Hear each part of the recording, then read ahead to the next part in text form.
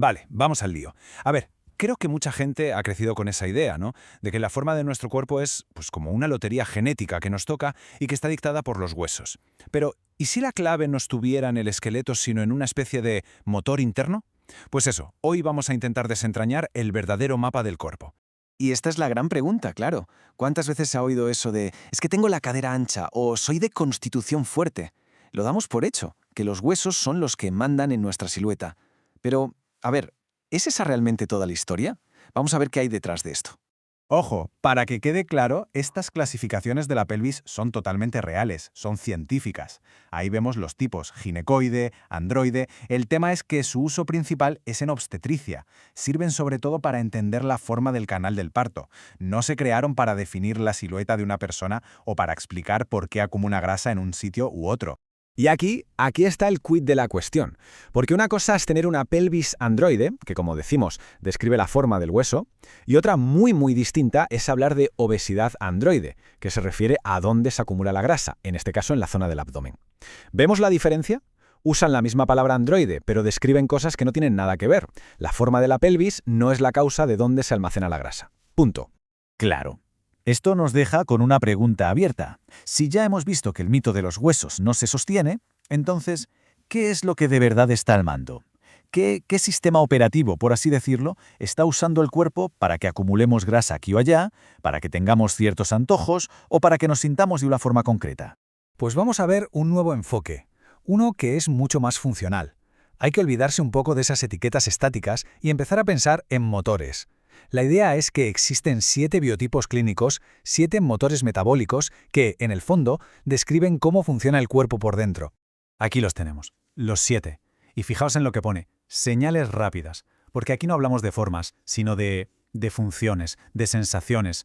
Está, por ejemplo, el motor insulínico, que tiene que ver con el hambre y los antojos, o el de cortisol, relacionado con el estrés y el sueño. Pero es que hay más, como el hepático, que se notan digestiones pesadas, o el sarcopénico, que va de la fuerza muscular. Cada uno cuenta una historia distinta de lo que está priorizando el cuerpo.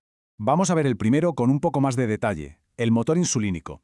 Este es el perfil clásico, de la persona que desayuna y a media mañana ya tiene un hambre que se muere. O que se come un plato de pasta y le entra una modorra terrible. Todo gira en torno a cómo se gestiona el azúcar en sangre. La pregunta clave aquí sería, ¿la comida da energía o la quita? Y ahora, para comparar, miremos el motor de cortisol. Aquí la historia es completamente distinta. La persona se siente cansada, pero acelerada. Es esa sensación. Quizás se duerme sin problemas, pero ¡zas! A las 3 de la mañana se despierta con la mente a 100 por hora. Aquí no hablamos de un problema de azúcar, sino del ritmo del estrés. El sistema de alerta está como desregulado. Venga, un tercer ejemplo para que se vea bien la variedad de este enfoque. El motor de la microbiota. Aquí la señal principal es digestiva. El abdomen se hincha, va cambiando de tamaño durante el día, aparecen gases, irregularidad.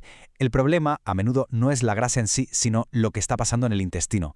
La clave es esa reactividad que se tiene a las comidas.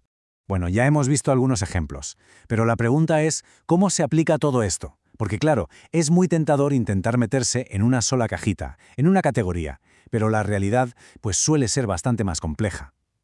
La verdadera potencia de este sistema está en entender cómo interactúan los motores entre sí. Y esto es una idea brillante, de verdad. En la práctica es que casi nadie es un tipo puro. Lo más normal es tener un motor que domina, lo que llamaríamos el motor 1, el que lleva la voz cantante, pero es que luego hay un motor 2 que es como un saboteador secundario que lo lía todo. Por ejemplo, una persona puede tener un perfil insulínico, ese es su motor 1, pero si duerme fatal por el estrés, que sería un motor 2 de cortisol, pues cualquier plan de alimentación que intente va a fracasar. El proceso para identificar el patrón de cada uno es, la verdad, sorprendentemente sencillo y lógico. Primero, observar las señales más fuertes que da el cuerpo. Segundo, identificar qué motor principal describen esas señales. Tercero, buscar qué otro factor podría estar saboteándolo. Y cuarto, y esto es clave, no intentar arreglarlo todo de golpe. Hay que elegir solo 2 o 3 acciones las que vayan a tener el mayor impacto. Entonces, ¿cómo se lleva esto a la práctica? Pues la propuesta es muy simple. No se trata de hacer un cambio radical de por vida. Para nada. Se trata de plantearlo como un experimento, uno muy enfocado, de solo 14 días. La filosofía es sencilla pero muy potente. Poco, pero bien hecho. En vez de agobiarse con una lista de 12 cosas que cambiar, la idea es centrarse en unas pocas palancas, las de más alto impacto, y hacerlo solo durante 2 semanas. El objetivo es buscar señales de que algo está cambiando, no buscar la perfección. Y vamos a ver algunos ejemplos concretos de estas palancas.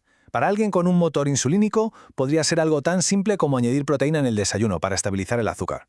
Para el de cortisol, pues, salir a que nos dé la luz del sol por la mañana para regular los ritmos circadianos. O para el motor sarcopénico, centrarse en el entrenamiento de fuerza. Son acciones pequeñas, sí, pero van directas al motor específico que necesita esa ayudita. Y terminamos con esta idea, que creo que lo cambia todo. El cuerpo no está fallando, no es vago ni está roto, simplemente está priorizando. Prioriza la supervivencia según las señales que recibe constantemente. El hambre, el mal sueño, la hinchazón, no son fallos del sistema, son mensajes, son pistas que nos dicen cuál de nuestros motores necesita un poco de atención. Así que la pregunta al final no es ¿cómo arreglo esto?, sino más bien ¿qué me está intentando decir mi cuerpo?